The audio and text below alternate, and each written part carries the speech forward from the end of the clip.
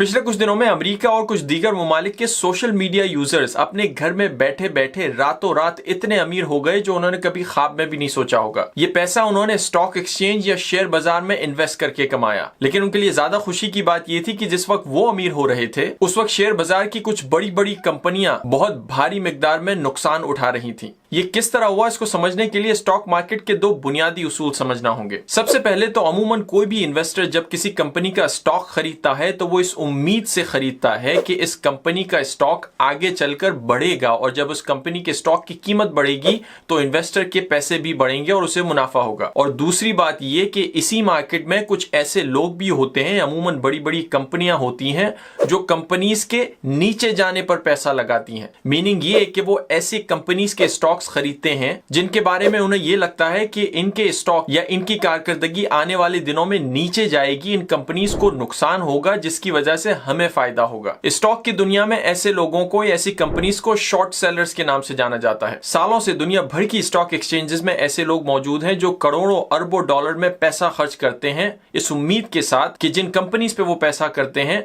वो फेल होंगी, वो नीचे जाएंगी और उनकी दौलत बढ़ेगी और उन्हें मुनाफा होगा। ऐसी कुछ कंपनीज को गलत साबित करने के लिए सोशल मीडिया प्लेटफॉर्म रेडिट के कुछ यूजर्स ने एक कैंपेन चलाई। इस कैंपेन के तहत उन्होंने ये सोचा कि क्यों ना कुछ ऐसी कंपनीज के स्टॉक्स खरीदे जाएं जिनको ये शॉर्ट सेलर्स नाकाम करने में लगे हुए हैं, और अगर एक खास मिकदार में, एक खास क्वांटिटी से अगर हम सब यूजर्स मिलकर ये शेयर्स खरीदेंगे तो मजबूरन इन शॉर्ट सेलर्स को मजीद शेयर्स बेचने पड़ेंगे और अगर एक हद तक ये चलता रहा तो इन कंपनीज के स्टॉक्स की वैल्यू आसमान को छूने लगेगी और हमारा फायदा होगा, और जैसे जैसे हमारा फायदा होगा मार्केट के रूल्स के मुताबिक इन शॉर्ट सेलर्स का नुकसान होता जाएगा। ये कैंपेन, जो कि शायद एक छोटी सी सोशल मीडिया कैंपेन की शक्ल में शुरू हुई थी, कुछ दिनों में एक बहुत बड़ी कैंपेन बनकर साबित हुई और जिन कंपनीज के स्टॉक्स ये लोग खरीद रहे थे वो सिर्फ कुछ ही दिनों में 10 से 15 गुना बढ़ गए। यानी ऐसी अगर किसी कंपनी में किसी ने $1000 इन्वेस्ट किया होगा तो कुछ ही दिनों में ये 1000 $10,000 से $15,000 में तब्दील हो गया और उन कंपनीज के लिए, शॉर्ट सेलर्स के लिए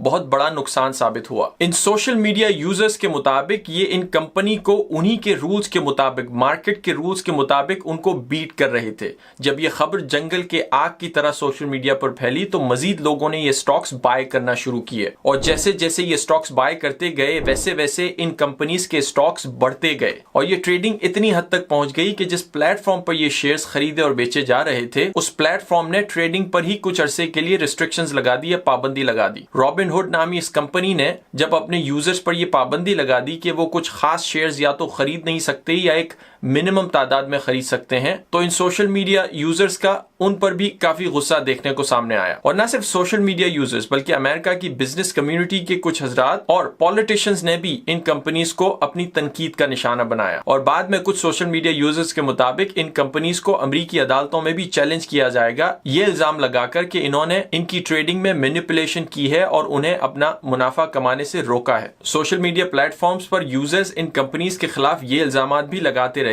कि ये कंपनियां छोटे इन्वेस्टर्स को मदद नहीं कर रही और बजाहिर ये लगता है कि ये बड़ी कंपनीज को बचाने में लगी हुई हैं। जबकि दूसरी जानिब रॉबिनहुड कंपनी का ये कहना था कि ये पाबंदियां उसने मार्केट वॉलेटिलिटी को सामने रख के लगाई थी। बजाहिर ये मामला देखते हुए ये स्टॉक मार्केट की कोई एक अनोखी कहानी लगती है, लेकिन कुछ लोगों का ये ख्याल है कि डिपेंडिंग ऑन इस कहानी का रिजल्ट क्या आता है, यानी इस कहानी के आखिर में जीतता कौन है, या तो ये छोटे इन्वेस्टर्स, सोशल मीडिया के यूजर्स या फिर ये बड़ी कंपनियां जो इस वक्त नुकसान में हैं। आने वाले दिनों में ये एक बहुत बड़ा चैलेंज साबित हो सकता है पूरी स्टॉक मार्केट के लिए। वो इसलिए कि किसी भी कंपनी की स्टॉक प्राइस को या किसी बड़े हेज फंड को अगर सोशल मीडिया कैंपेन्स के जरिए इन्फ्लुएंस किया जा सकता है तो फिर ये कहानी सिर्फ यहीं पर खत्म नहीं होती, बल्कि ये एक बहुत बड़ी कहानी का पहला एपिसोड है। और आने वाले दिनों में इन्हीं प्रैक्टिसेस को इस्तेमाल करते हुए बाकी स्टॉक एक्सचेंजेस में या दूसरी कंपनियों को भी इन प्रैक्टिसेस से इन्फ्लुएंस किया जा सकता है। That's it, see you next time.